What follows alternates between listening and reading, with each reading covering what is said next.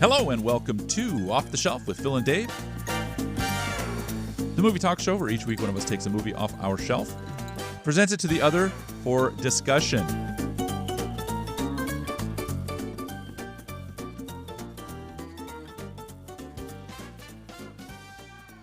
This week, coming off Phil's shelf, 1988's 8 Men Out. Now, Philip, I have you on tape saying multiple times throughout the years, I got a whole file folder on it, you hate baseball. So why is this particular movie on your shelf? Well, David, I hate to admit it, but I am confirming that I hate baseball, always have, since my early young days. But what is equally true and should be available in those same folders is my love of baseball movies. Field of Dreams came off my shelf. We did Moneyball. Yeah. That's off your shelf. That's off my shelf. But I loved it. You did. You also did A League of Their Own. Yep. So this will be your third baseball movie. Yeah. Minimum. I've done only two. And I'm the baseball guy. If you think about the movies I've taken off, they're less about baseball, more about the human condition. Well, this one's about gambling. Yeah. So maybe I can see you're in There you go. on that one. Because you're in one of those categories of gambling that I'll go Sure. over later. That's Okay. You fall into one of those. That's exciting. I will say, David, you're also a little bit of a gambler. Am I? That's all fantasy football is, buddy. No one even paid me this year. I won. I received nothing. That's right. I'm like several of these ball players. I didn't get anything. I got nothing. I'm Bucky Weaver here. I got nothing. I was in the room, Sure. I was you involved. orchestrated. You were involved. but didn't receive nothing. Want my own trial. And you're in the league. I'm in the league. I Give didn't pay me you 10 either. bucks. I'm sorry. I don't. You're a strong man of faith, and I won't lead you to temptation with that $10. Well, my wife appreciates that. Thank you. She'd actually probably appreciate you getting $10. At this point, yeah. Touche. Get off your ass. Well, let me get off my ass and give everybody the synopsis from IMDb. Old Faithful. That's correct. Short and sweet, lazy fly ball. A dramatization of the Black Sox scandal when underpaid Chicago White Sox accepted bribes to deliberately lose the 1919 World Series. That's in a nutshell. They couldn't even say against the Cincinnati Reds. Did you know that the original name of the Reds? Red Logs. Red Stockings. Red Stockings. Okay. All right. What's the obsession with baseball and Socks. footwear? And birds. Yeah, sure. Yeah. But I'm really thinking about the stockings. The Red Sox, White Sox, Sox, and yeah. Red Stockings. There's too many socks happening. guess. They did switch to Red Logs later. Okay. And that's a slip up in this movie. They mentioned Red Logs. I didn't know they were ever called Red Logs. Why would you? Yeah, What's a red log? sure. What's the Reds? They're a bunch of communists? Maybe. Right? Like, Yeah. It's Anyway. interesting when you don't put much stock into the meaning of their name sometimes. sure. Knickerbockers? Is that underwear? That's just knickers. That's just knickers. And then yeah. some names have obviously changed for valid reasons. It's interesting when it's, your point, birds and such, right? Like that's like, oh, that's just a local favorite thing, right? But when it's something else, it's like, where did that come from? Is there a lot of giants in San Francisco? Oh, yeah, for Yeah. sure. Absolutely. A lot of tall people. I've been there. It's nothing but giants. And there are a few giant names in this movie, but I will say there's a lot of B players in this. B players. B players. Instead of having like a big leading man, Gotcha. you have a bunch of pretty good guys. And that's really how you win games. So you look at the Las Vegas Knights, Yeah, Golden Knights. Golden Knights, they became good pretty quickly after the entry draft. If you remember Yeah, back the with third Ottawa, season they won the cup. And that's because they harvested Yeah. second liners from like all over the league. Where back when Ottawa and Tampa came in, they were Bad news. garbage for how many years, A right? decade, really. You were getting fourth line wingers playing on the first Brad line. Marsh and Peter Sidorkiewicz are not giving Yeah. you the cup. I like something in between. Like the Kraken. Yeah, exactly. Like Right in the middle. Maybe, I don't know. Well, Kraken, they ended up, I think They they go- came in at the same time as Golden Knights or the No, year no, after? a couple years later. Yeah, so I think they actually kind of course corrected because Maybe they did. We can't give an expansion team a cup in 2 years. We need to fix this. Exactly. Right? Something's gone wrong. They over-tweaked. right. But that's, to me anyway, when you have people like John Cusack, Christopher Lloyd, Charlie Sheen, Michael Lerner, like to me, Charlie Sheen's never been a lead for me. Platoon, Hot Shots. I think I missed his Major League, I missed his career. Yeah. Wall Street. Yeah, I missed all that. Yeah, So, yeah. yeah. It helps when you watch movies. Yeah, I suppose so. I guess he was big yeah. in the 80s around this time. Yeah. Yeah. Before his star fall Yeah. and went to television. You're right. Let me The make my own useless- course correction here. but generally Yes, speaking, for sure. it's a big cast. Yeah. Maybe I should just said that. Yeah. But he's got a couple of favorites, David Strathairn, we've talked about before. Yeah. Just great. Michael Rooker, whom we haven't talked about before, but is just a fresh wind of air. Yeah, absolutely. Like, the old saying goes. Yeah. Heard that the other day, actually. Oddly enough. And Bill Irwin, who I only really know from 2 movies. He was really excellent in Rachel Getting Married, which will come off eventually, but he's in Popeye, and I just love him in Popeye. Oh, yeah. Yeah, I'll take Popeye off the shelf and give it a swirl. No rush. Although I just did buy a big bag of spinach. Okay, so we're ready for it. Yeah, my wife's out of town for like 12 days. Like, I have to buy one thing that's healthy for me. And You went with spinach? I went with spinach. Yeah, it's good. I'll put it on some wraps. Superfood. It is. Vitamin K. Absolutely. Yep. Yeah. Now, I knew a lot of these guys were in this movie because Okay. I had seen this movie once before, Oh, all right. but they just kept popping up. I forgot about John Mahoney. Oh, yeah. That, I'm sure, tickled you real nice. It really did. We have John Anderson in the credits. You probably don't know who that is. Doesn't ring an immediate bell. I'll reveal that a little bit later. So I'm not going in completely blind in this movie, but it just kept coming. barrage. Coming. Yeah. It's a list of great names. And the first time I watched this movie, I watched it pay-per-view, of course, on the old black box. Yeah. And it just blew me away. I was like, I love everybody in this movie. And at the time, I didn't really know everybody. I'd seen many of them before, Popeye, Bill Irwin. Charlie Sheen, obviously, was at his heyday. But I was just blown away by the cast. And John Sayles I was yet to be familiar with, and I would grow to love him. He wrote and directed the movie and is in it as well, we'll talk about. But I thought it's probably one of the best cast, other than maybe a Glengarry Glen Ross. One of the, although those are all A players on some level. Yeah.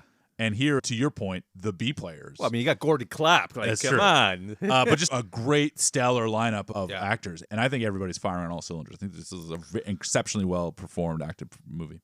I would say one stands out more than the rest. And I know you know who I'm talking about. Of course, but we'll get there. We'll get there. What's also interesting about all these characters is how they're introduced into the movie with the credits. Oh, yes. Like the music I love. It's my jam. Yeah. I listen to this old-timey 20s, 30s, 40s music. I just love it. I love the sense of innocence that I hear in it. Yeah. I don't want to say simpler times because I don't mean it like No, that. of course. But just, it feels good. Yeah, this It's kind of soothing. ragtime vibe. There's like a Yeah. lot of banjo and big band and trumpets. And I really love it. It just feels like a stress-free. Yeah. Like you can just relax. You're a white guy, man. You were probably stress-free back there. Back then, yeah. might but, be okay but I'm back living then. now. It's all stress all We're the time. terrible people. Yeah, absolutely. But you didn't know it then. I did. I think they did. Yeah, they liked it.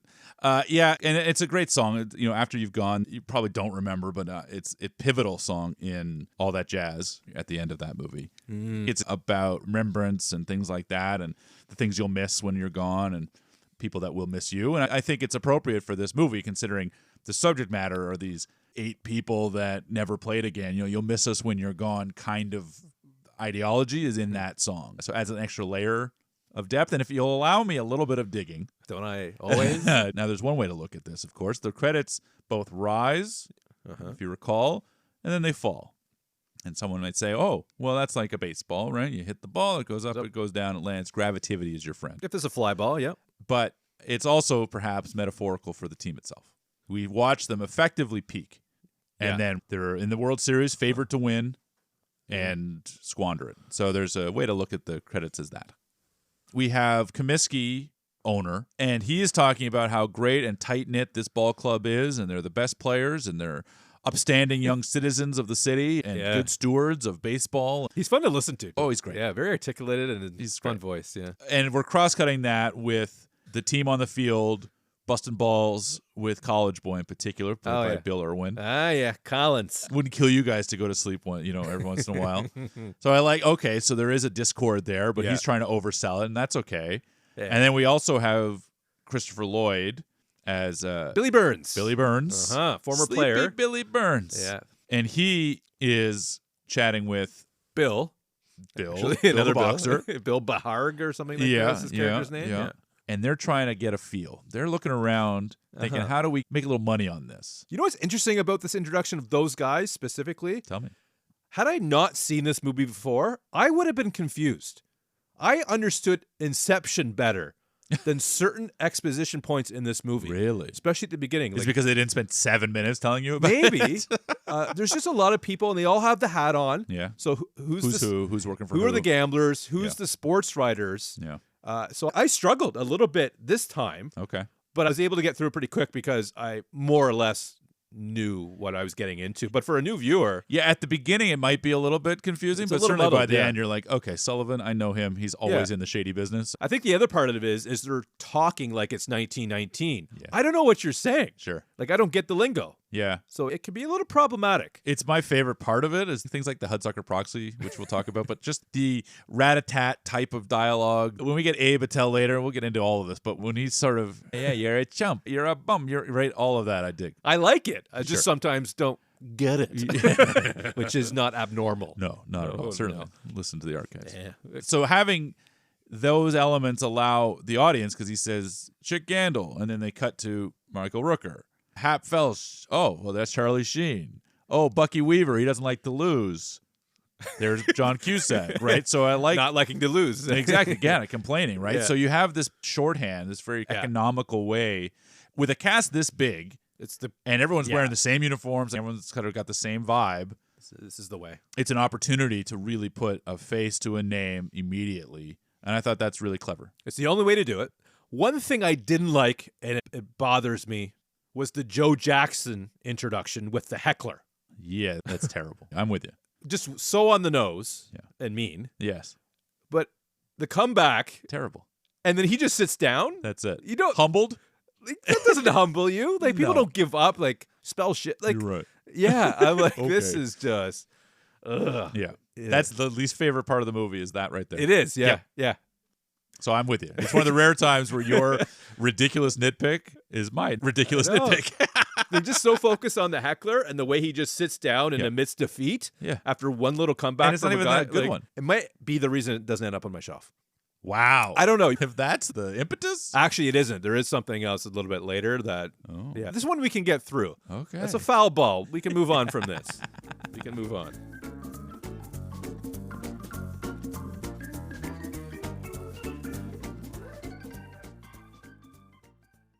Well, let's wash the taste of shit out of our mouths and head to the bar with old Chick Gandil, who we established he's a player. He's a guy that might get into it, according to Christopher Lloyd. Yeah. But we see him with a different character. Sport Sullivan. Sport Sullivan, the man. Sounds like Sam Neill. Listen to him. Yeah, a little bit. Just a little bit. Yeah, I find his accent to be a little bit questionable in this, but I liked it, though. me too. I was drawn to it. Yeah. He's got a little smirk all the time. He's an interesting face. Are those hookers? I believe so. Okay. Yeah.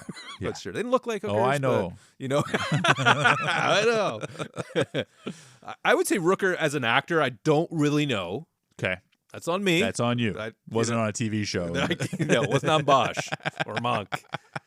But if anybody on this team might accept an offer, this is the guy. Absolutely. Yeah. Whatever you want. And he's not a dumb guy. That whole boxing story, play the angle. Yeah.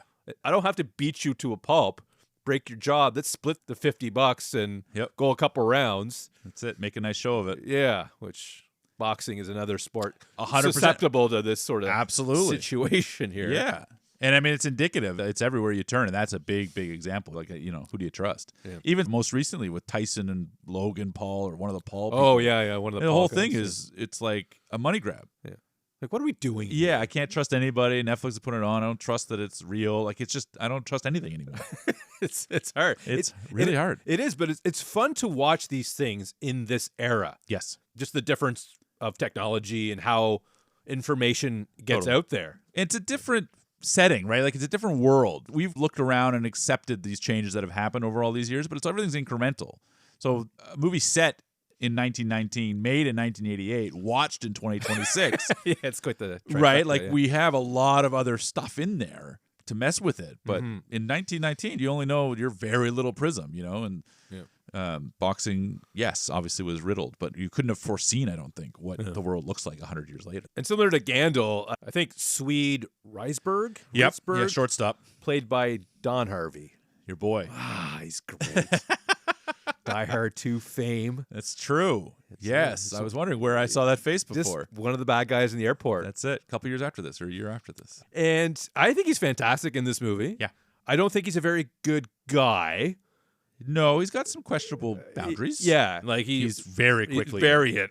Yes, Yeah. he is as in as you could be. He doesn't have any sort of moral dilemmas that some of the other players do. Yeah, I think Chick, and McMullen in this movie have no moments, regret or hesitation or anything. No. And I think that is well conveyed just in terms of character and performance. And real. But I think it's interesting to know that, like, even in the murkiness, these guys are like, nope, we're good. But you need these guys. Of course. You can't You're going to have grease that. the wheels. Yeah. One thing that is revealed at this moment is this is not going to work without Eddie. Yeah, they establish you need a couple of pitchers, heavy hitters, and you need Eddie for sure. Pitchers control half the game, Philip.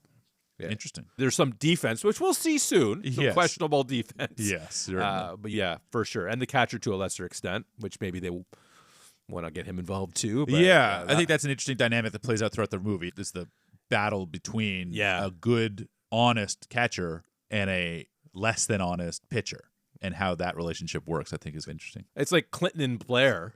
This is a special relationship. It really is. True or not, it really helps this movie work. Yeah. Because if you get them both on the same side, there's a lot of moments that can't happen in this movie. Yeah, of course. Yeah. The drama is there, right? Yeah. And certainly the way Gordon Clapp plays that, you feel his frustration in a way that I think is really great. His passion for the game, I would say. Absolutely.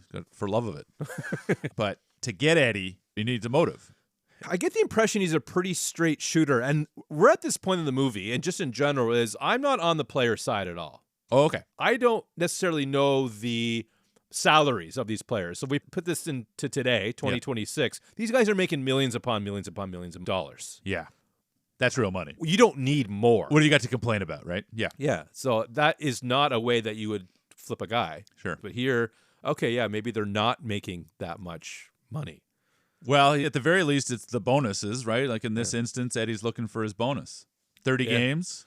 Only won 29. That's it. You know, it's not 30, it's 29. And Comiskey makes no bones about it. He's flat out. You get what you're paid for, and You get what you're valued. Yep. But he benched him. for 2 weeks in August. 5 games. Yeah. Would have won at least 2 or 3, and I believe him. Yeah. He's established as like kind of the ace guy they've got, even if he's a little long in the tooth. The first time I watched this, similar to the heckler, a little on the nose about Comiskey is cheap. The champagne? Yeah, flat champagne. It's just not in his best interest to be this cheap. Sure. Because what happens when you're this cheap? Sure, you pay for it. Yeah. Right, ultimately. Exactly. In the grand scheme, a revolt. And the beginning, to contrast, they were drinking... Oh, yeah, he's got the bubbly up with his journalists. And they're smashing the glass in the fireplace. You know Not how I feel about that. Yeah, it's not your thing. Who has to clean up the glass? Venezuela. I don't know. Back then, I don't know. So at this point, I didn't like how much they portrayed him as a cheap guy. But maybe he really was a cheap guy, and they don't want to spend 3 hours showing it. Sure. So here's the champagne. Yeah. Here's Eddie's motive, at the very least. And now I'm like, okay, I can sort of understand why they would do this. Sure, you're beating down, right? Like that's the whole thing. When they're at their lowest, that's when they do things they wouldn't otherwise do. And if you're thinking like you're saying, I'm not valued, I know a way to get ahead. Yeah. And he's already been presented with the opportunity. Exactly. Thanks to Chick. And this is where, we're going to talk a lot about him, but Strathairn is just killing it. Watching him wrestle with that decision from leaving Comiskey on his way to seeing Swede and saying, I'm in. 10 grand under my pillow before game 1. You're just like, God, that you wrestled with it in ways that the 3 we just talked about didn't wrestle with anything. I was wondering, is this the best character or is this the best performance? Or is it probably both? Both. And he probably got it because he's probably the best actor in the movie. Yeah. Arguably. I mean, he's just an incredible actor. We talked about him in Sneakers.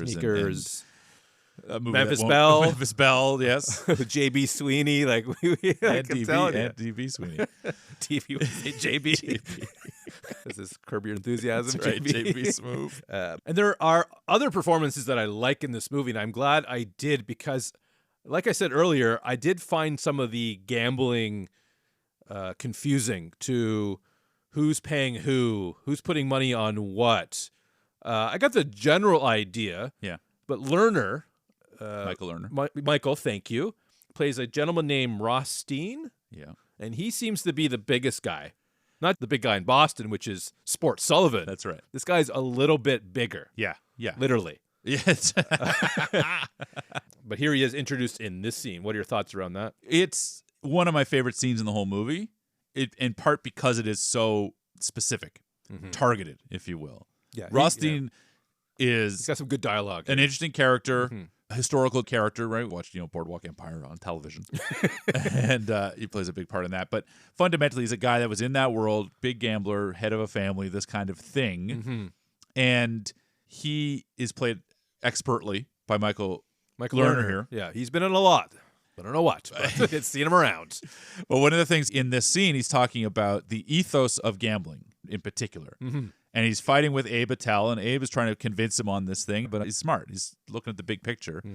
But at one point, he challenges Abe to say, how much money did you make? And he says, on the legit fights or the ones I threw, I don't even care. I guarantee I made 10 times the amount that you did, and I never took a punch. And if you're thinking about getting into gambling or anything like that, that's the reason. Yeah. Rothstein is looking at that big picture, and anytime Attell is trying to fight against it, he says, I was the champion. Yesterday. Which is my favorite thing. I am the champion.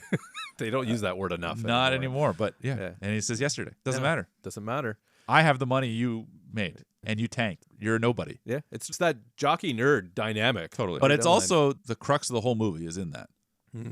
They're all making more money than the players are, and they don't have to do anything. You don't have to train. You don't have to do any of the effort to win a game or lose a game. This guy just gets to put a little money on it and walk away. Gambling, man. Hell of a thing. It's pretty magical. It's pretty magical.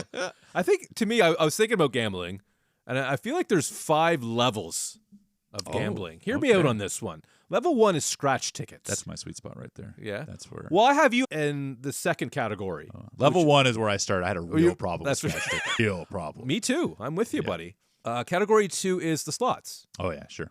Go Pure to random. Yeah, either on the phone or at a casino. And then category 3, horse racing. I have it in its own little thing. Okay, all right. Because I don't know. Win, place, or show. I don't know. It's because the horse doesn't know what's going on. I was just here. Exactly. Why do we have go all the way around? This is where we started. This is where we started. So you can't pay off the horse, really. It's true. If the horse knew, take it easy. Take it easy. That's a great bit. And then category 4 would be sports gambling. Okay. Yeah, and that's a big one. It's ever growing, too. Yeah, maybe we'll talk a little later about how that's changed over the years. Certainly has. And then the last one is the stupid stuff because we're so bored. Fantasy football. No, Gatorade. Like, not just betting on the winners and losers. Oh, he makes a throw in the third quarter to Billy Johnson on the 20-yard line and then picks his nose afterwards. Yeah. They're just desperate to gamble on something. Totally. That's just not the game. And I think that's just getting a little ridiculous, in my opinion. I'm not a gambler at all. No. Other than fantasy football that I don't get paid. And but your health. yeah, but anyways. What's polluted is that kind of thing is that it's so easily manipulated. Because you're betting on every little thing, you can see everyone's betting red. Well, yeah. I'm just reaching for the green Gatorade then. Because I can do that. And if I know somebody or don't know somebody, it doesn't matter. But I'm just going to screw with the odds. Like I'm in active moment changing the outcome of something based on someone else's prediction. And the way that gambling works now is I already know that the odds are 1-to-1 that it's going to be red. So I'm going to go green. And whomever is the guy that bet green is going to make a killing. It's fucked up that you can change it in such a quick way. Just a world that I don't see myself being involved in any of those categories. Yeah. Not even scratch tickets. I totally get it. I get a lot of joy out of it, but it's fleeting. Yeah. It's not very fulfilling, so I get it. Yeah. If I had won a lot of money, though, Yeah. right? Like, Well, that's what it comes down to. If you're really really. good at it, as quote unquote, right? Like, I would rather do that than have to do something else. Yeah. You know? Everyone wants the free ride.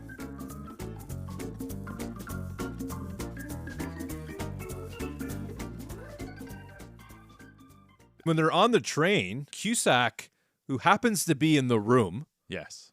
he's out. It's not a hard no because he's interested, I think, in at least hearing of it. I think it's the team aspect because Yep. you want to be a part of the team, and I get that. Yep. You want to be a team player. I also want to recognize that if the team is going down, what's the difference?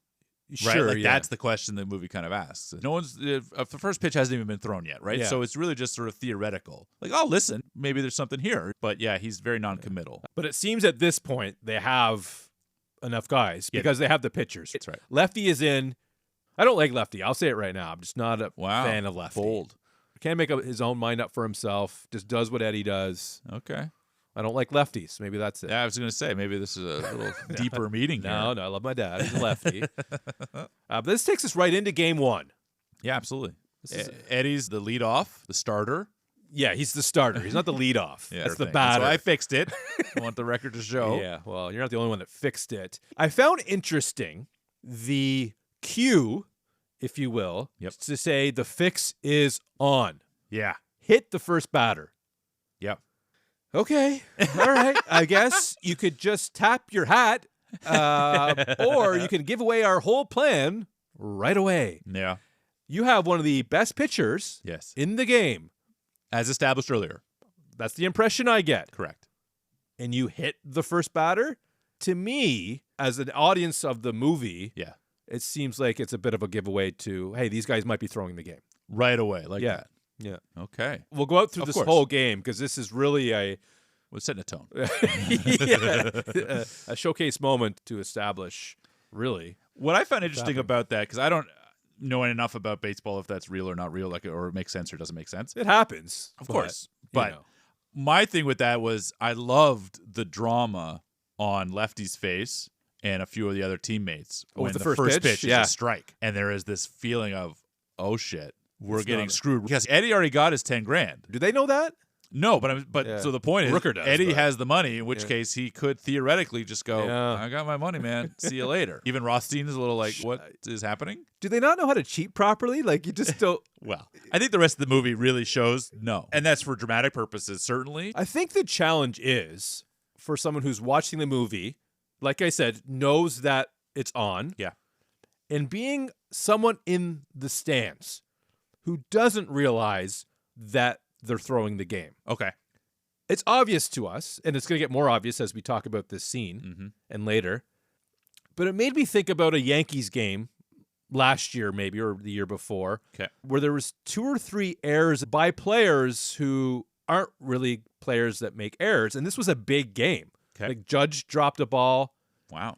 Made me think for a moment. Okay. But I'm like, oh, there's no way. There's no money motivation. Like, couldn't be. These guys make millions and millions of dollars. Why would you do that? Judge is, as far as I know, a stand-up guy. But when you're behind the curtains and you know what's going on with these players on the field, it's so in your face that it's like, oh, come on. You should have had that. Like, be better at cheating. Yeah. You know? So. Yeah, it's interesting to me. I thought about a lot of the sort of Monday morning quarterbacking or hockey. And there is this feeling of like, come on, why weren't you there? Come on. Oh, yeah. And it's sort of like, put yourself that you have a fraction of a second to make the decision to go left or right. And the speed and the energy and the crowd. And like, there's so many elements that it's easy to sit on the couch and go, yeah, you screwed up. But there are a couple of things where you're like you're saying, just I know. On this side of credibility, you're like, yeah, even with the crowd, even with all that, you still dropped it, you know? And it depends on the sport. Like, some sports are probably easier to cheat than others. And I think baseball so slow might be time. And might be a little more susceptible. Boxing, I think, is why that was such a clear target for the gambling community. I don't really hear much about hockey. The gambling, I'm sure it's there. Football, that's a whole other world that we're not going to spend any time on. So, but for baseball, lots of opportunity. Yeah, and this is what we get to see. But fortunately, we see the journalists, right? We have Ring, played by the John director. Sayles. Writer-director John Sayles. Looks like he does a lot of movies. Yeah, he's great. He's a big script doctor too. He writes a lot of things. And Studs Terkel, great name. They're like a Greek chorus throughout the movie, too. Like, they don't have any real plot function, necessarily. Oh, they do, buddy. Well, they're obviously integral to the whole thing, but I meant more in terms of they're not a part of what's happening. They're like the commentary on what's happening. Yeah, exactly. But they're Rosencrantz and Guildenstern, right? Hamlet is happening, and that's what's going on, but there's these 2 guys that are on the side that live in that world, and that's what these guys are. Yeah. It's like the 2 guys in the Muppets, the 2 guys That's right, up exactly. There. Yeah. That you get it.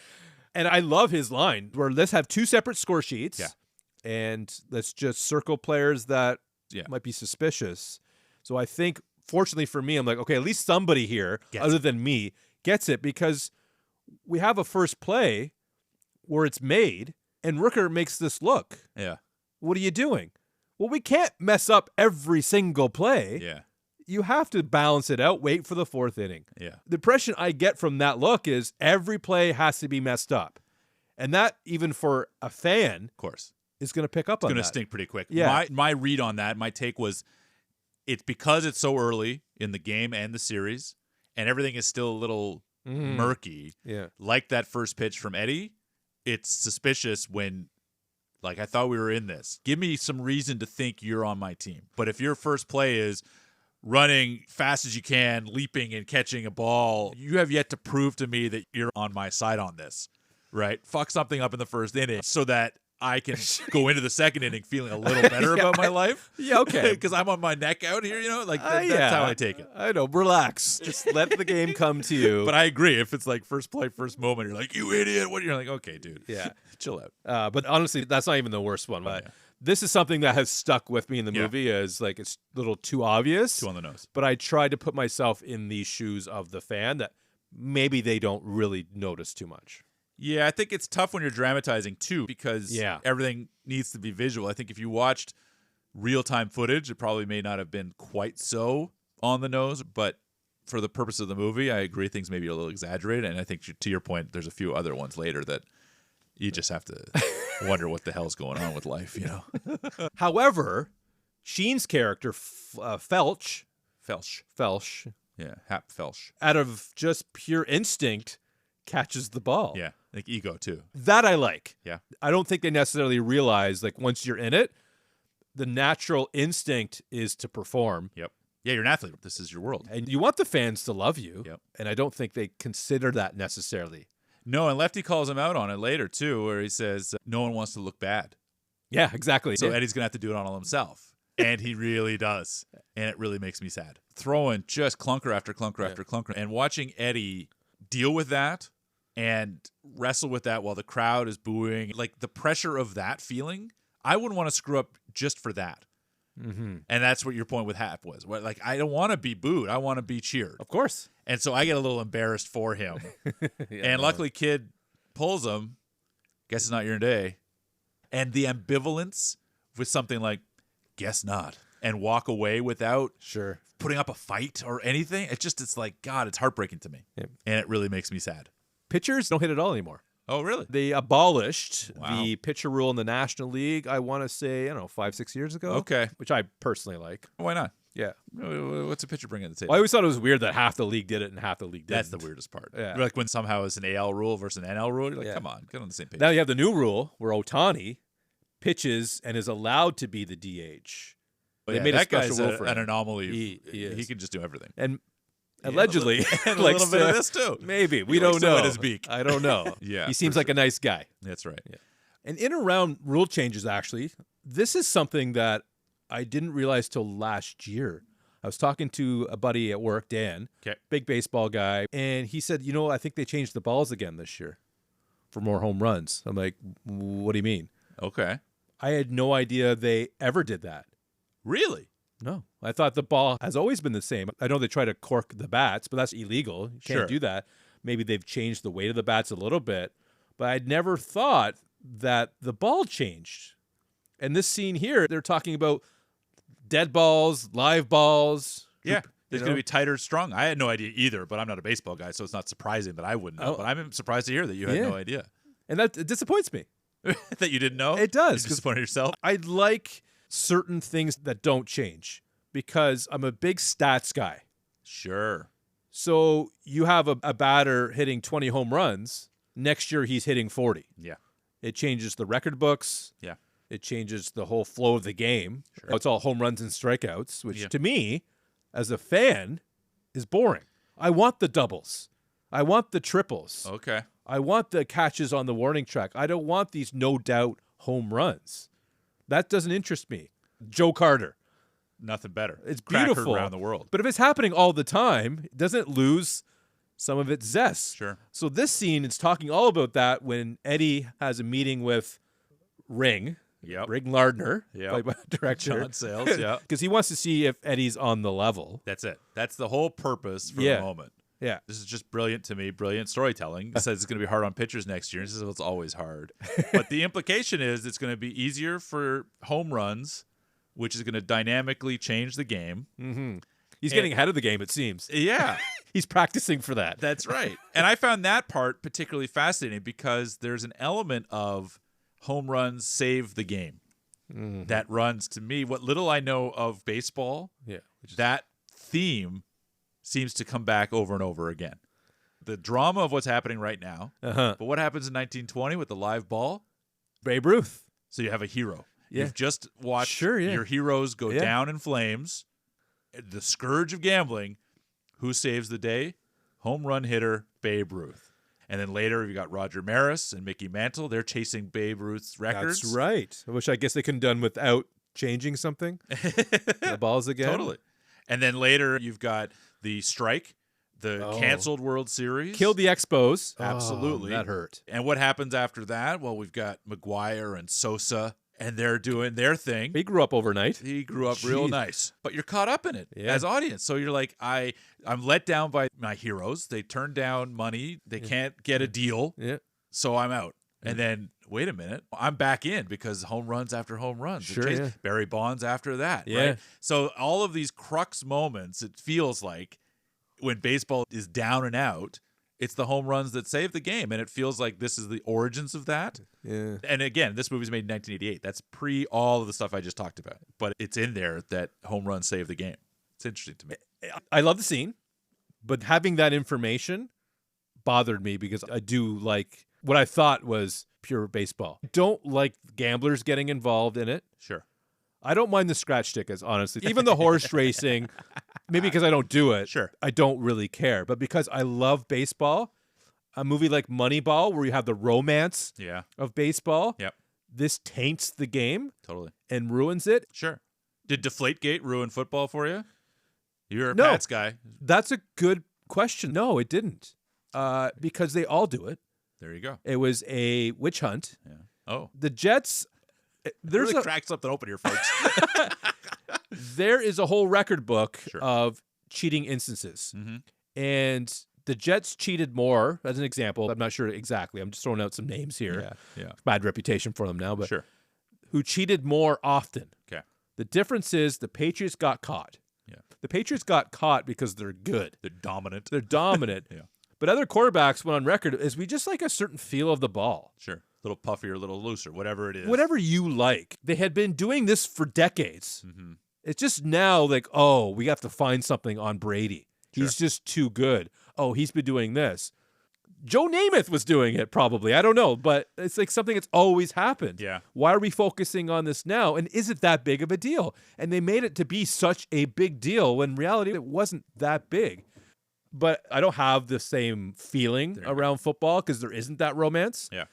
And I think sports betting specifically is very toxic. Oh, I agree. 100%. For the game. It's normalized now. But it's been around for 100 years at least, if Yeah. not more. But now it's in your face. Fan duels. That's right. And I don't support it. I don't think it should be an advertisement. Yeah. And I understand it. I get it. When there's money involved, that's going to happen. I agree 110%. As much as I like gambling here and there, but I like a very low level, low stakes. Exactly. You're in category 1 or 2. Sports betting is something partly because I don't understand it, but also just it's a scourge, right? Random chance, you pick the right card and scratch it, you win. You hit the right spin and you got something. That's something different than someone is actively, like I was saying with the Gatorade. Yeah. Someone can actively make a choice to win or lose, and that affects some other outcome. And that, as soon as you put a human in there, Exactly. you run the risk. Yeah. Who's the audience? Who's involved here? You are affecting millions of people you out there. should just be playing your game to the best of your ability, and sometimes you win, sometimes you lose. Exactly. What you do at the craps table has no effect on anybody but you. Ironically, actually, it has an effect on everybody. At the craps table. Yeah. That's 5 people. But I meant because everyone's betting on you to roll that dice. But there's no fan base. Yes. People don't go there to cheer you on. Actually, they really do. Okay. The most crowds you'll ever find at a casino are there. It's funny that you did. But we're not talking, 50,000 people in the 100%, of course. in the bleachers and the people at home. Yeah. So it's just too bad. Totally. It's too bad. But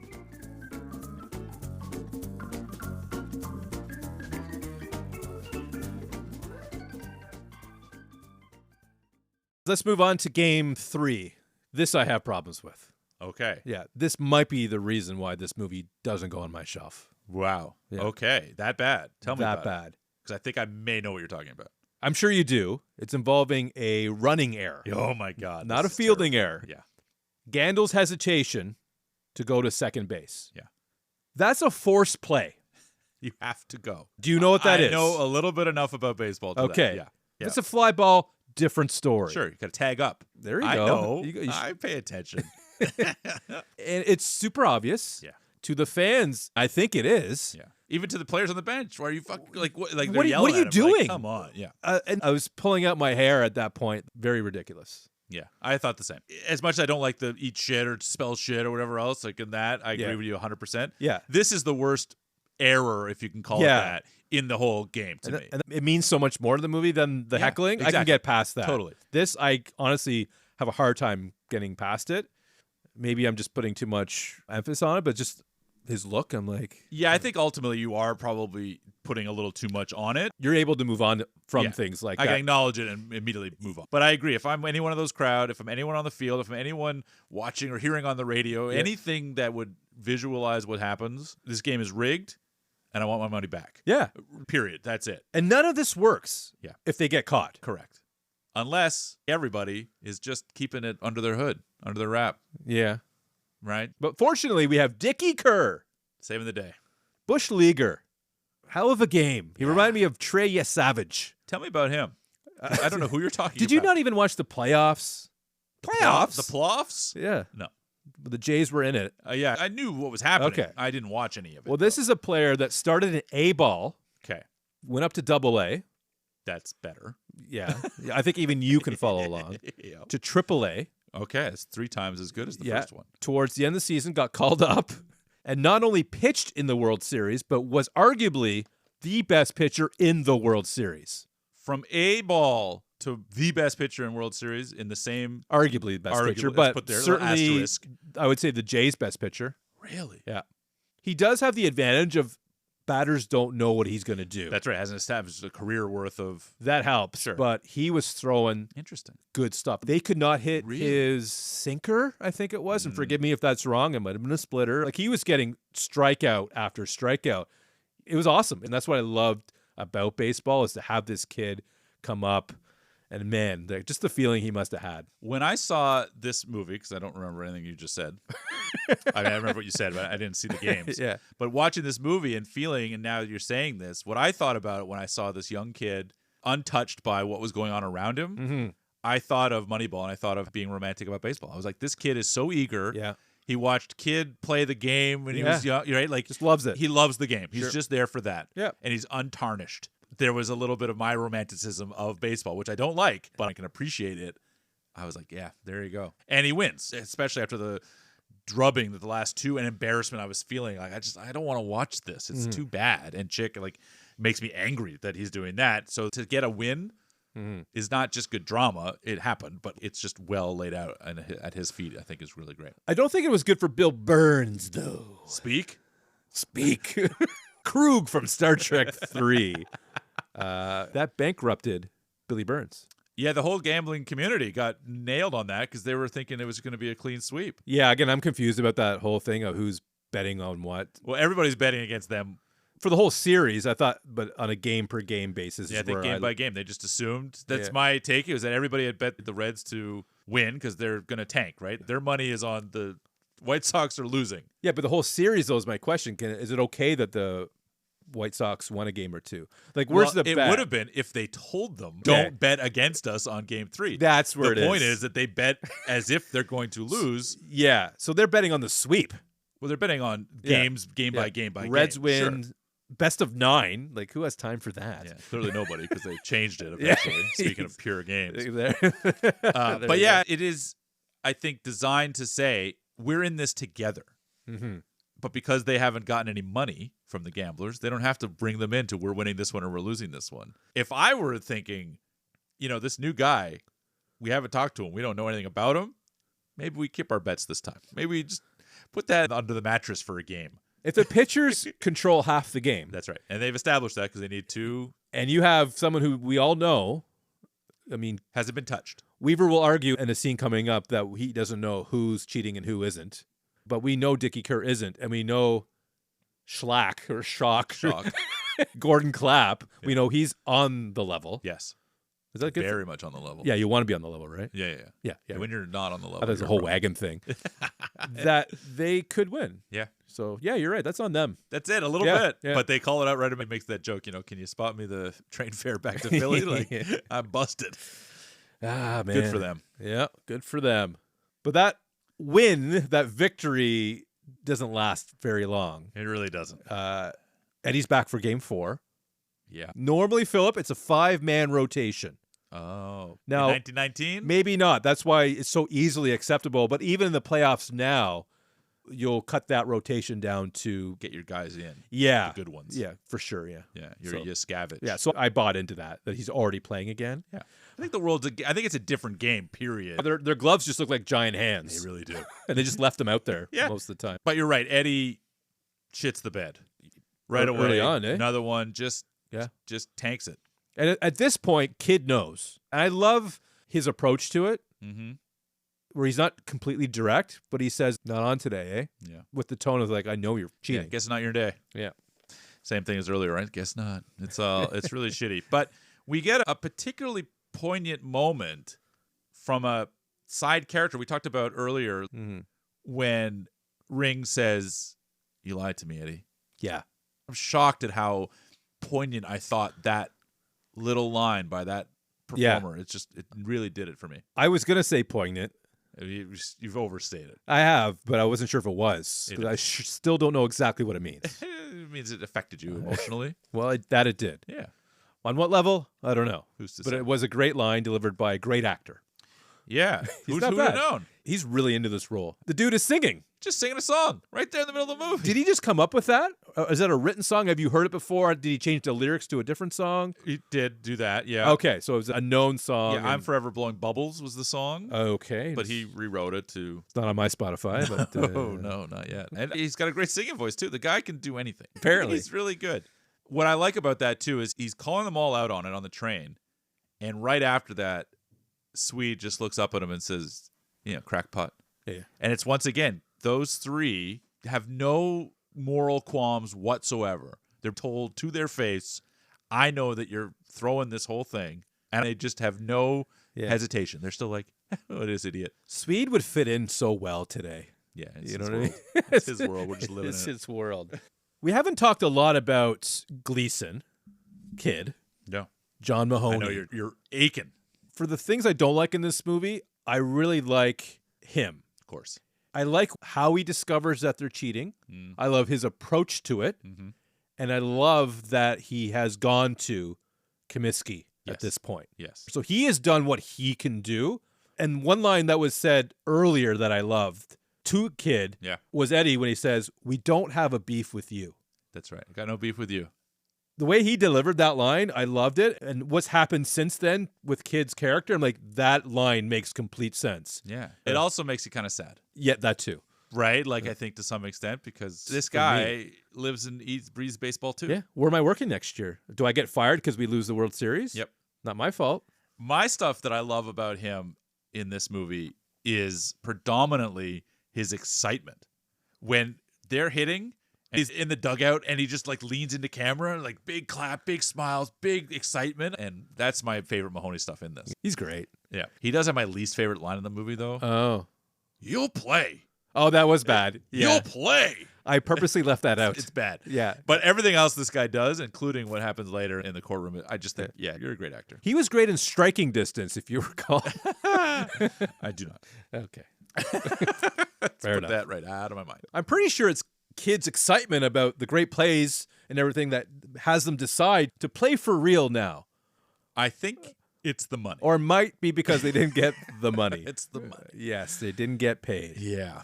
And idiots. Well, they've all out on bets, and then they all lost after 3. So yeah, it's not even about not giving it to them. They don't have it anymore, right? They've just kind of overplayed their hand. And we know Lefty is going to do what Eddie does. Yes. And we know that Eddie has a clock. I don't know why he has that clock. It's an alarm clock. Is it because he's supposed to have the money by that time and it hasn't shown up? I think he was just setting an alarm for the next morning. Okay. I don't think it's the money alarm. I don't know, because it went off and Yeah, he's fudging with it. Oh, okay. Yeah, it's a metaphor. I think it is right that there is sort of like time's up on this. Okay, right? there you go. Yes, you caught the metaphor, just misplaced it. So it is definitely the money, but it offers us the opportunity for Eddie's redemption. Yeah. He's our kind of lead character. He's got an arc here. Yep.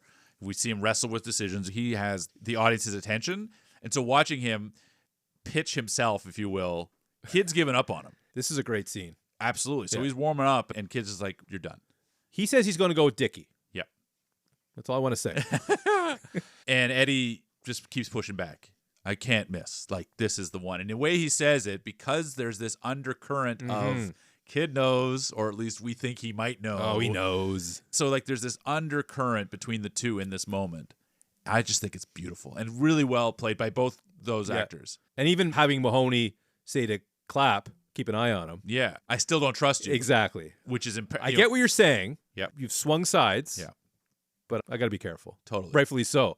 And that's what I love about showing that kid hasn't been that naive guy. I don't know what's going on. I didn't know they were cheating. Without coming out and saying, you guys are cheating. Exactly. Right? Because even at the beginning of the games, the movies, like, the only one that can beat us is yourselves. And we know what that means. And this is where it culminates between the two. It's a beautiful scene. It's so tight, but it tells you so much. And it gives Eddie, like I said, just that redemption bit where he proves he still has it. And even the journalists, right? They're just like, whoa, where did that come from? So They were Eddie surprised, gets to have a little bit of shine here. Yeah. Did you like Clapp's remark to the batter? Oh, like, yeah. You're done. You're done. Like, It's after that over first now. pitch, yeah, he's playing today. Yeah. And I love how specific it is to say and how accurate it was to say, you need Eddie. And he is the glue to the whole thing. He's the Kevin Gossman. I was going to say that exact same thing. You took the words right out of my mouth. Right. But unfortunately, Philip, when there's a lot of money involved and people aren't, what's the word? Honest? No. Well, yes. But they're not willing to lay down. Oh, sure. Yeah. Which had me thinking about earlier when I said Aaron Judge, this guy wouldn't cheat because he needs the money or wants the money. But what if, hear me out here, someone is threatening him or his family? There you go. We would never know. Of course not. I think that's what part of the problems these people face, people in the spotlight, is you're a target. Yep. And here we have everybody on board, more or less, except for Sweet and Rooker there. Yeah. But Lefty is going to play the next game. Yep. Unfortunately, someone pays him a visit Yeah. and just comes out and says, I'm going to kill your wife, played by the lovely Nancy Travis. Absolutely. And this is serious. Yeah. And I don't know if that's changed over the years, but back then they would inflict violence if you didn't. Again, you're in the middle of the grit of the world. Yeah. With the gamblers and gangsters. Yeah. And he's set to start the next game, which I have to put into question. Okay. From a managerial position, That's your sweet spot. I've supported Kid Gleason the whole time It's true. on everything. But here I have a problem because he had a conversation with Eddie.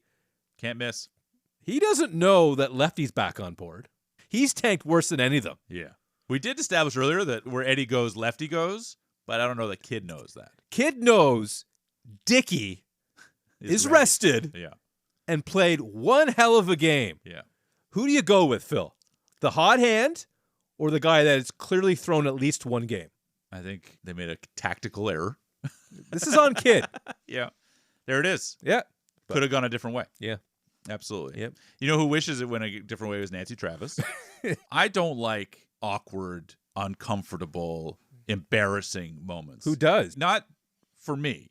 Oh, it's like third party. Third party. Yeah. I don't like it for me, certainly. Yeah. But I get just as anxious and awkward Me too, 100%. if someone else is making a fool of themselves. Even in a movie that is scripted, Perfect you feel example. it. Watching this and Nancy Travis supporting her husband, put $5 on my husband tonight. That's why you don't gamble.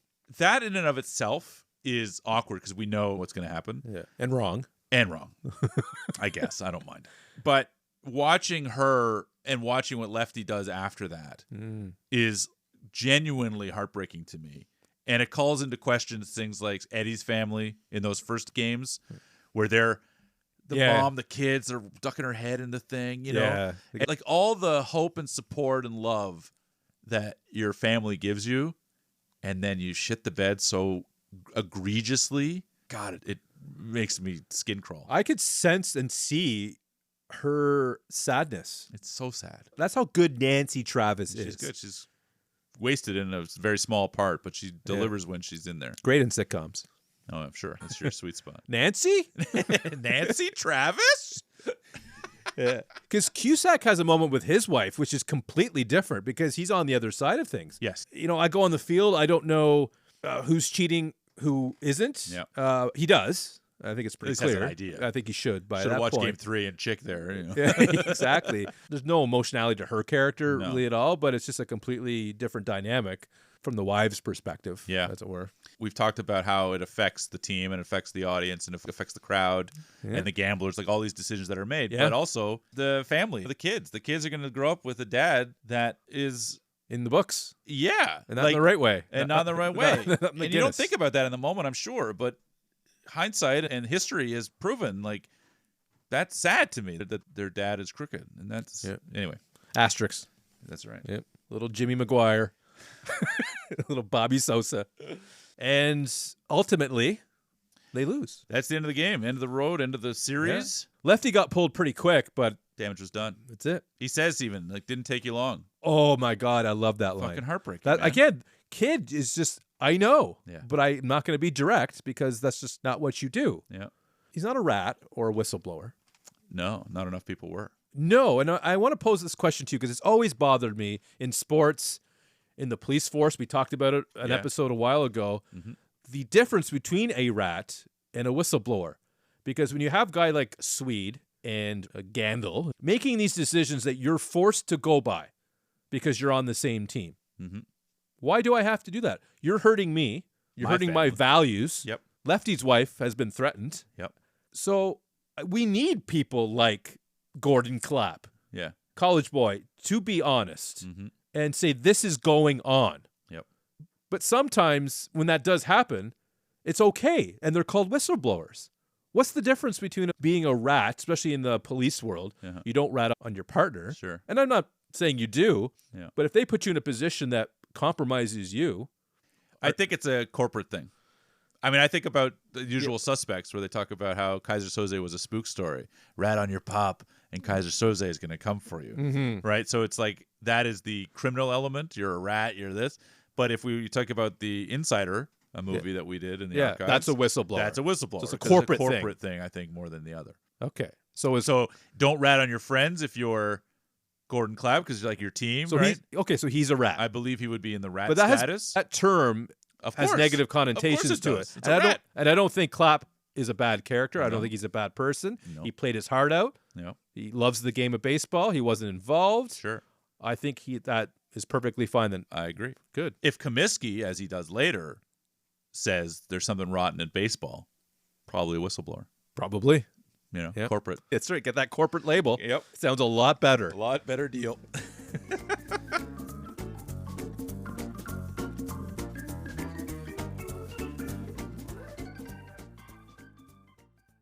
Well, whether it's a rat or a whistleblower, you need someone to rein it in. It's no secret, as you said. Everybody knows the world's worst secret here. The thing was tanked. So Comiskey goes and gathers some other owners and says, we need a new commissioner. Now, the old commish, this is not Michael Chiklis. I want to be clear. It certainly is. That one's just for you, Dave. Appreciate it. I never knew who this person was, obviously. And I never heard of a lifetime, although it feels like Gary Bettman maybe in a lifetime. Oh, my God. But I've never heard of a lifetime appointment. I don't know anything about baseball, sort of that side of it. Are you familiar with this guy and who he is? All I know, I did a little research on him later. He is the one that's responsible for not allowing black baseball players ever. Okay. Fortunately, he died. The lifetime did end. 1944, okay. I believe. All right. Is that when that happened? And when I read that, I was disheartened. Of course. Because it's racist. Yes. But it also came from MacGyver's dad. Oh, no. John Anderson. You're really in a pickle here. You've given me gifts before. But in the same movie, Frasier's dad and MacGyver's dad. God damn. He was busy in 88. Yeah. This would have been season, I think, 3 of MacGyver, so he was in a couple really good episodes. Okay, good to know. Harry was his name. Okay. But, just a little history on him. But he does have a valid point. I don't have to worry about my job. Yep. I get that, but it's also giving himself Of course. obviously a ton of power. Yeah, he's advocating for himself, which is what you should be doing anytime you're in a job interview. I thought it was rather interesting that he was able to wield such power. Mm-hmm. Like how vulnerable they all felt in the league that, yeah, sure. Yeah. You know, I need absolute power. Okay. Yeah, I need a anything. lifetime Sure. position. Okay. Right? With a little pushback, but not much. So I like that they established the imprint this guy seems to have. He's a cool cat. Yeah. And then concurrently to getting the new commissioner, we've got the lawyers getting involved. The journalists have taken on the mantle to sort of sort out what happened. And from there, we get a grand jury. But who is devastated about this news? And we've seen them throughout the whole movie. I thought did a really good job of showing the innocence. The baseball fandom. We've talked audience, we've talked about family, we've talked about owners and the players on the field. But this movie does a pretty good job of establishing the hero worship that happens in the neighborhoods with these kids and the access. Yeah. The proximity they have. Right now, you get close to Judge, Yeah. you mentioned. It's oh, impossible. my God. The accessibility in this, I felt like this doesn't happen. I'm thinking, in 1919, yeah. Of course. On that scale, probably. It puts things in perspective. This is no longer just the career thing. Yeah. This is the job. And Exactly. you're just walking to your ball stadium Yeah. from your apartment to play a game and you go back. Yeah. And that is a new thing for me, certainly. But it helps them establish relationship with Bucky, the two kids at the beginning that jockeying for position, Oh, these are the best seats in the house. Yeah. They can't even see. And everyone stands up over them. That's what's so funny about that. It's a great moment. Kids from that era, though, Yeah. so annoying. like they're squealing and their high-pitched voices. It's all kids, dude. I guess. I don't know. Sure. They're But it is irritating. a lot. Yeah. I think it's important to have that through line, though. Yeah. They're kind of irritating and annoying, but I understand why it's there. And They're corrupted. They're they're the innocence of the game. they're tarnished, Yeah. right? These are their heroes, and he sums it up with "Say it ain't so, Joe." It's a line that transcends. Murray Head wrote a song called "Say it ain't so, Joe," and it's I think it was Weezer, actually. Say it that's ain't also so. and it summarizes the disheartened, broken promise of baseball, of sports. It's a small moment that runs throughout the movie, and I thought poignant. Again, It is what it it is. delivers on what it's supposed to do. And calls into question, it's not just a game, man. Yeah. Powerful stuff. And Joe doesn't have any real clue, No, he really doesn't. but Bucky knows. Bucky gets it. Yeah, you got to stick up for your friends, he says earlier, right? Yeah. Like, I didn't love his dialogue around the kids. I thought there's better things to say. he talks about his love of baseball. He talks about how he just loves the feeling of being That on part I liked. Okay. That So okay, of the two sorry. conversations, you like that one. Yeah, I like that one. Yeah. I did appreciate that. That's the baseball I love. Yeah. The feeling of the ball on the bat when you hit it and Yeah. the ball in the glove, like, oh. The turf underneath your Ah. feet and like the whole thing. He romanticizes baseball in that moment, and the kids are eating it up. I just don't think he did it as well as he could have. You have issues with John Cusack's performance. I do, actually. Wow. I didn't love it. I'll say it right now. However, I did appreciate his plea to have his own trial. And I Yeah. think there's validity there. This Sure. guy was just in the same room. That's it. Come on here. It's like George Aaron on Glenn Ross, my man. He's Yeah? in trouble because he listened. Oh, that's right. Yeah, That's okay. That's right. Like, seriously? He didn't take any money. Yep. He says he batted, 327, Philip. 327, not one error. Yeah. That's pretty good for a third baseman. Sure. So how do you hold him accountable? And it's like, well, because somebody said Buck Weaver's involved. I think the issue really was that he didn't say anything, I guess. Yeah. He tried to with Kid in that one scene at home plate. Yep. But that comes back to not wanting to be, not corporate, the rat. Yeah. I'm not going to do it, but you do what you're going to do. Yeah. They all basically said, even throughout the movie and on trial on the stand, I thought they would get their act together. College Yeah. Boy says it. A kid He said it. says. He did, yeah. That's exactly what Cusack says with his wife on that porch, That's right? exactly. It's like, I'm going figured to they play my would. game, like he says even to Chick later or to a Swede. I want to play my game, you play yours. Yeah. So everybody feels like it's not even a rat situation, almost like they'll come around. It's like a game of chicken almost. When Eddie wins that game 4, 5, 6, whatever it was, okay, we're back in business, folks. Yeah. I think there's some elements of that in there. But yeah, it's no excuse. No, I mean, we still have the whole legality of everything. Exactly. Yeah. Right. You could have done more and Yeah. should have done more. And the impact to the game and the fans and the kids. The kids, my God, the kids. My goodness. Kid and the kids. And kids. That's right. But Kid gets the line of the trial, as it were, where he's pressed. I'd argue that, but go on. What do you say about these guys now, these players? Yeah. And he takes a moment. He's really good in these scenes. John Mahoney's good in everything, buddy. It's true. But in particular, I thought he Yeah. was really delivering. You could really feel the pain and the Yes, anguish for in sure. it. But he says the best ball club I've ever seen. He's not Period. lying. There's no perjury there. That's how he feels. I believe it. It goes back to what Bucky said earlier, too. You stand up for your friends, even when they're down, especially when they're down.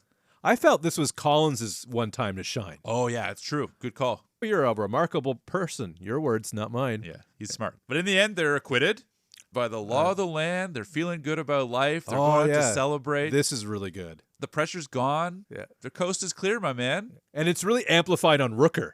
Oh, yeah. Which I think is perfect. Having a time of his life. He's got food all over him. He's got a baseball with a baguette. And I think that's the right person Yeah. to pick for this moment to really illustrate the contrast of what's happening here and what's happening with MacGyver's dad.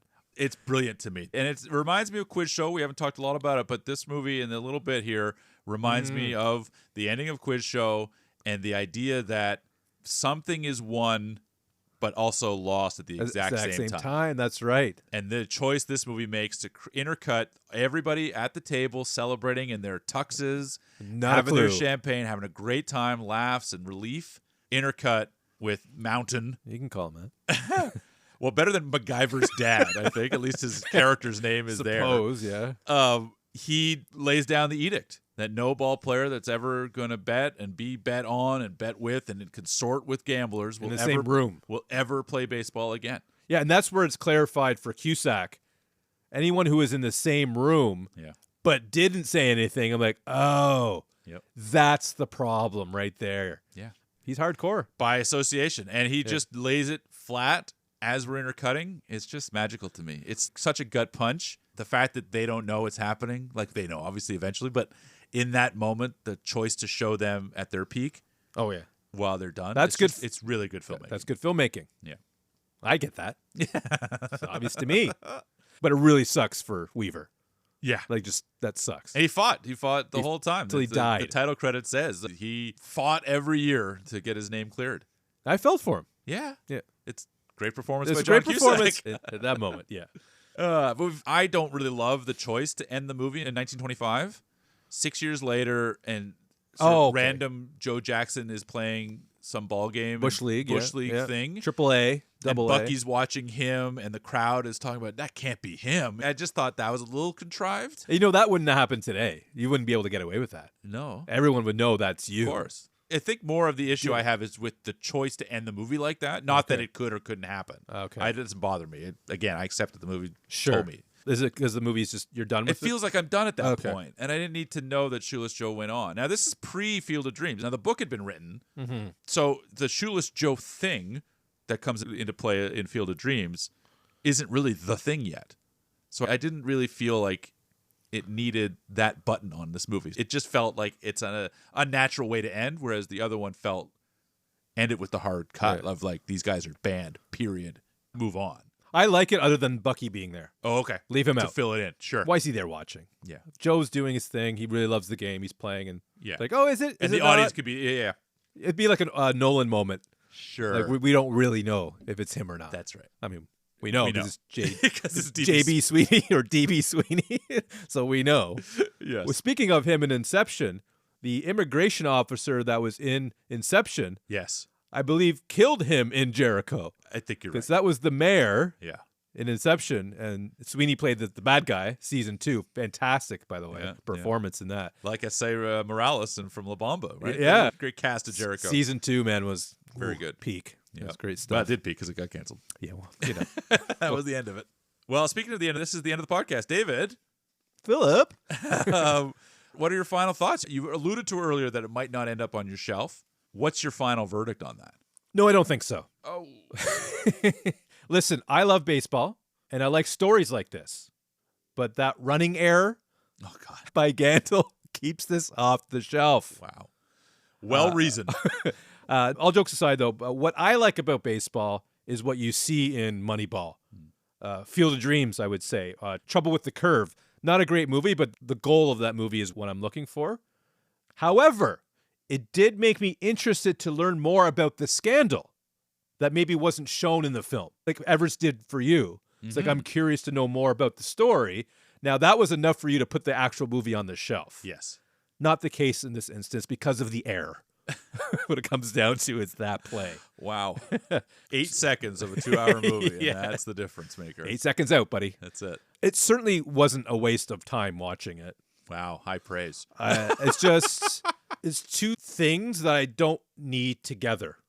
Gambling, the 1920s, I love, and I love baseball, but The marriage of all three or two didn't yeah, pay off. and a few things I just didn't like stood out for me. I joke about the air, but there's a few other things that I'm like, it's okay, but I don't think it warrants a spot All on the right. shelf, unfortunately, Phil. Well, that is disheartening.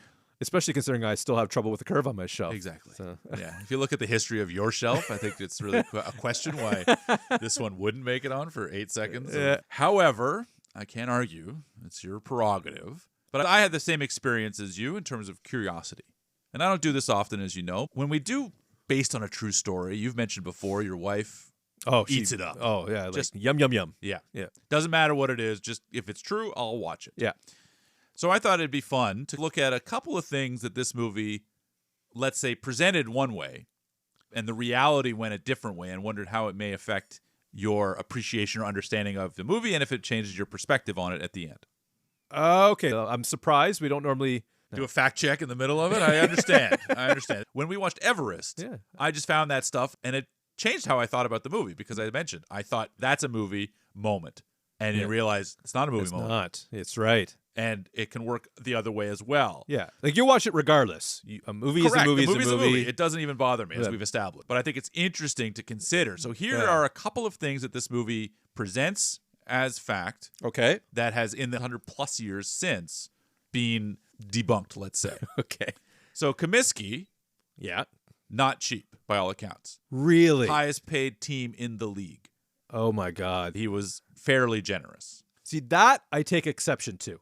You talked about the cheapness I didn't like as being a Yeah, thing. that irritated me. Yep. Part of the reason it stayed off the shelf, to be honest with you. But that's a big game changer in the movie. That's the motivation of Eddie, because he only won 29 games. Didn't happen.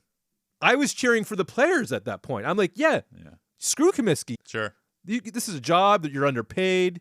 Apparently, the players approached the gamblers. So Bill Burns did say that in the trial, but did we all say it. thought he was lying. that's right. But apparently, it's come out since. That is the thing. Oh. See, that's a problem for me. One more thing. Mm-hmm. There was no hitman. Apparently, that was a fabrication of the book that was obviously dramatized to the movie. Uh-huh. So all the Lefty Williams decision making. Oh, my God. Excuse me. These are the turning points. Mhm. So I take another exception to that. That just changes the whole dynamic of everything. Now, I understand that this is movie making and you need to make it interesting. Sounds like this whole thing wasn't really that interesting, the real life event. Sure. Or did this movie just miss the mark? Well, to me, the book came out first, and the movie was made from the book. From my perspective, to wrap up my feelings on it. What do you think about it? But I love the movie. I loved Yes. it when I first saw it. I think it's incredibly well acted and well paced and well cut, and I just think it's fantastic. It's Yeah. an incredibly watchable movie. As a person that does not like baseball, the fact Uh-huh. that it doesn't deal with baseball specifically, I'm eating it up. So I love everything about that. Okay. And I was, because of performance, I was like, I'm on Eddie's side, of course. Right? I Yeah. can appreciate and understand where he's coming from. Lefty's decision at the end, I totally get that Yeah. too. All these elements I accepted in the movie as presented. Loved every second of it. This movie is happily on the shelf and will unfortunately live in a DVD, because I have never seen a higher grade copy come out. Yeah, I can see that. Very disappointed.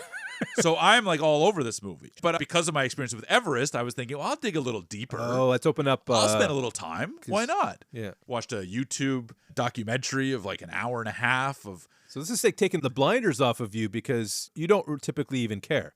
I still don't care. That's the whole point. So you still don't care. I don't care. This Okay. movie to me still works incredibly well, and I don't care that this was different or that it was different, because the movie exists as its own thing. So this further plants your feet into that line of thinking where it really doesn't matter what's true or what's not in the movie. Exactly. And I thought that was interesting, and I thought it'd be interesting to contrast Us. how you, yeah, like how you interpret certain things and how it can affect and paint an appreciation or not. Whereas for me, I watched it and like, this movie is a hard yes on the shelf. I'll watch it again. I watched it in between.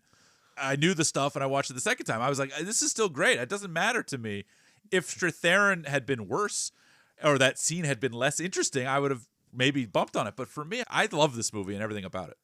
I didn't think it would be an issue, but because it's baseball, that's my problem. Sure. If we had this conversation about Everest, I don't think it would have bumped me. But because of You've tarnished baseball. the alterations that you made changed my feelings about real baseball players, rubs me the wrong way. Yeah, okay. I don't know. That's fair. Maybe I'm thinking too much into it. Like, I'm with Eddie all the way, and I feel, I guess I've been duped a little bit. Sure. Yeah. And maybe it's just because it is baseball. I don't know. Yeah, maybe. I mean, or maybe I'm more like my wife than I want to admit. That's it. You know, maybe it does matter to me. It's tarnished somehow, right? Whereas I look at it as a completely separate entity. So it's fascinating, folks. We do appreciate you listening, of course, and curious what your thoughts on the scandal or anything was, really. Dave, what do we got next week? Well, I'm not going to give it all away, Philip. Okay. But next week, we'll introduce a wall without a warning track, which was also misrepresented in the movie. Oh, what is that? The warning track is like the dirt before the wall at the back. Okay. To know that you're getting close. You can feel the dirt. I see. That didn't happen till later. See, those are things that don't bother me in the movie, that aren't real. That didn't bother you? That didn't bother me. Okay. But there is a wall involved, and it's pretty great. I just want to say But I'm not giving away everything. I'm not giving away the movie. But it's just a wall that is great. Okay. One would say it's a great wall. Some might say Some might say that. Okay. But who's to say? Who's to say is us, folks. As always, please rate the podcast 5 stars on your podcatcher of choice. Subscribe so you never miss an episode. And, of course, share the podcast with every ninth man you meet. Because the first 8, they're out. They're out. That's right. You can't talk to them. Don't waste your time. Yeah. Talk to the 9th. Yeah. Go to the DH. Bye.